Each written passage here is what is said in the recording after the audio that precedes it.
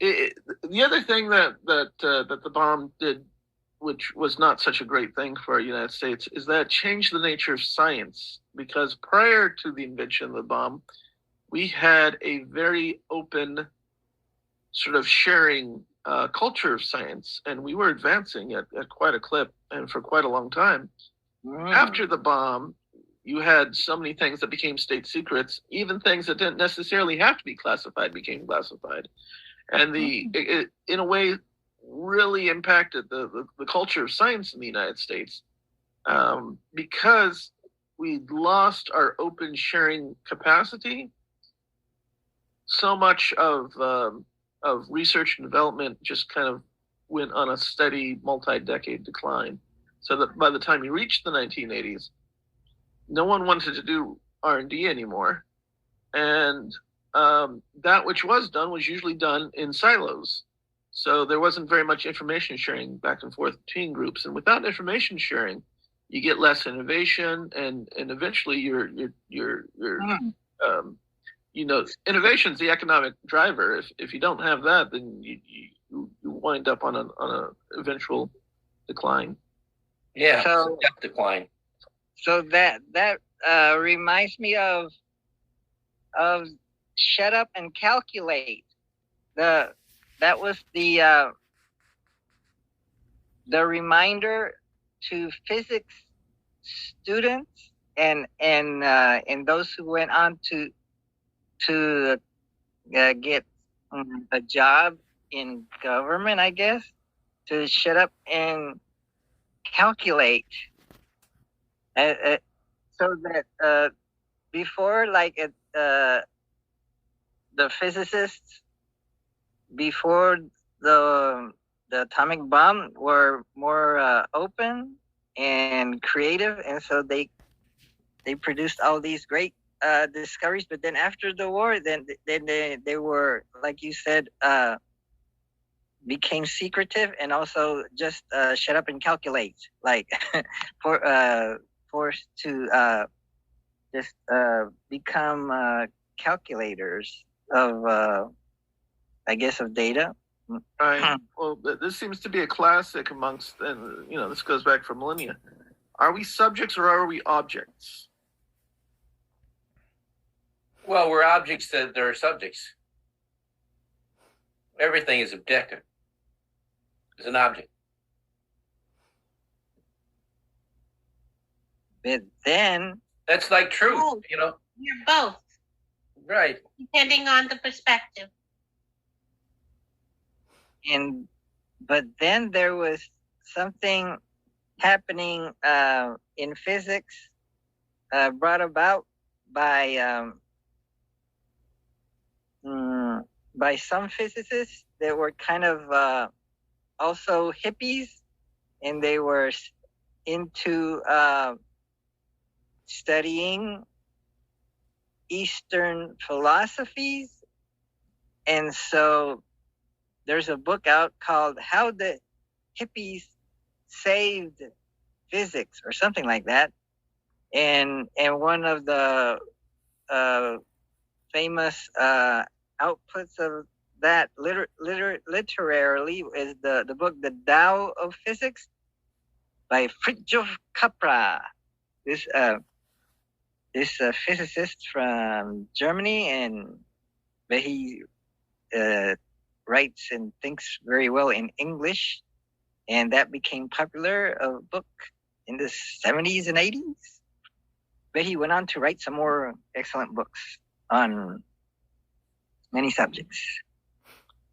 One of the reasons why German speakers tend to be able to speak English so well is because the ancient Germanic language is one of the major influences of English, and also sort of related, and aside to that fact, the largest ethnic group, which makes up the totality of Americans, are actually Germans in the United States.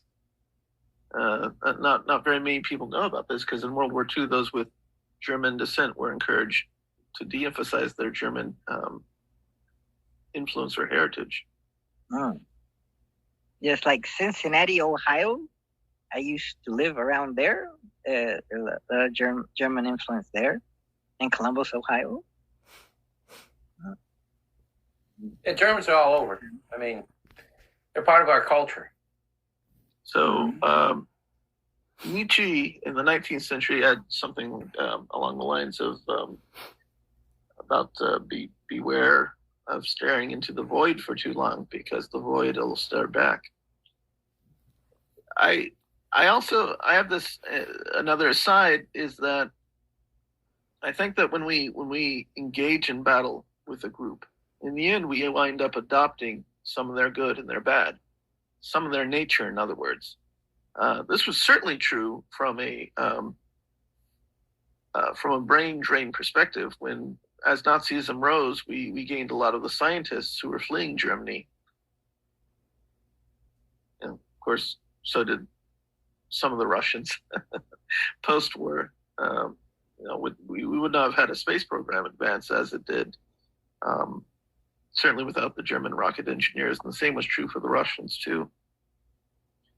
And what was that Operation Paperclip, where we had 1,500 former Nazi Party members, of course, to do anything, even to be a teacher in the state of Germany, or in the country of Germany, because they have multiple states. So you had to be a party member of one degree, and they even had like 5 different categories of member, and then you would have to do whatever state penance was in order to be able to be refolded into society. But my point there is, we've got the children and the grandchildren of former Nazis who are connected, having government jobs, U.S. government jobs. Are they still in the government? And to what degree is some of that ideology part of official, goings and doings, standard operating procedures?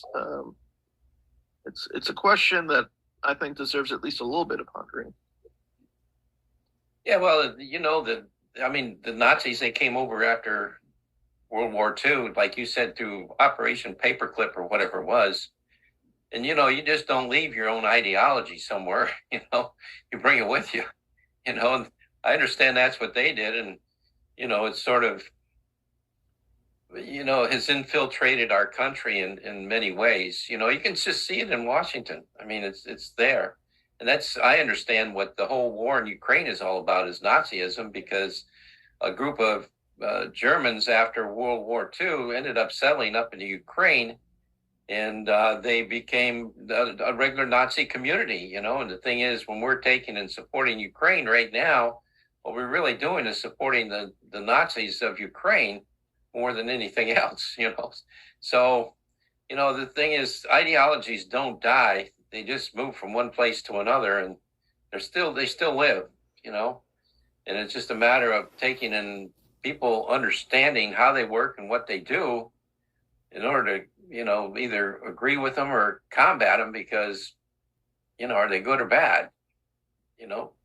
We've come to conclude that Nazism is bad. But the thing is, when you take the swastika and then you look back as to its original meaning, means like a peace or something, because it's found, way back 2,000 years ago. So, the thing is, was their intent really as bad as what's being let known, or was there some goodness in what they were trying to do? Because all we hear about is all these Jews being killed, but the amount of Jews that were actually killed during World War II was only less than half of the amount of people that were killed. There were a lot of other people that were murdered and slaughtered too. So, there's so many questions about this whole thing that you never hear about. They're never discussed, because it's always the thing, the Nazis are bad and the Jews were good, So that's all we hear as a society, and then the rest becomes buried in the laws, because I understand that Hitler, one thing he wanted to do was get rid of the monetary system, which a lot of people have tried to do and have failed, ended up dead, I guess Hitler was, no different. Well, he had his funders too. What's that? He had his funders too. I mean, you don't build up German industry without Well, I know, but supporters. his funders are still there today, like Bayer and all these chemical companies that supported and created all these things that killed all these people. I mean, they're still there and they're still creating. They're still a death squad, you might say, only in a different way now. They do it so it's accepted through chemotherapies and other different programs that are established to be good. So Pfizer is a German Chinese company. yeah, I know they're anything but for capitalism. I mean, they are for capitalism, but they want to be the only one. Everybody else is wrong, and we're going to sell our product no matter what it does to you. Right. Well, there seems to be a natural tendency to move towards monopoly, and sometimes what you'll get is a compromise, and that compromise is oligarchy, which is the top players deciding to stabilize and agree to play nice amongst each other in order to eliminate the minor competition.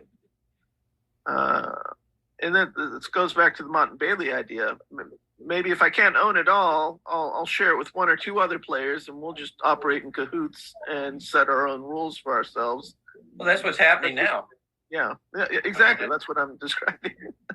That's what's Now, happening. then they set the regulations for their own industry that basically eliminates the possibility for anyone else playing in it. And that becomes the law of the land. Yeah. Well, folks, I'm going to get going here, get on the road and do my thing. So nice sharing with everybody here this morning, a few minutes or whatever. And All right. Thanks maybe for dropping by. maybe we'll see y'all next week. Thank you, David. Okay, it's a pleasure. Have a good day, folks. Bye.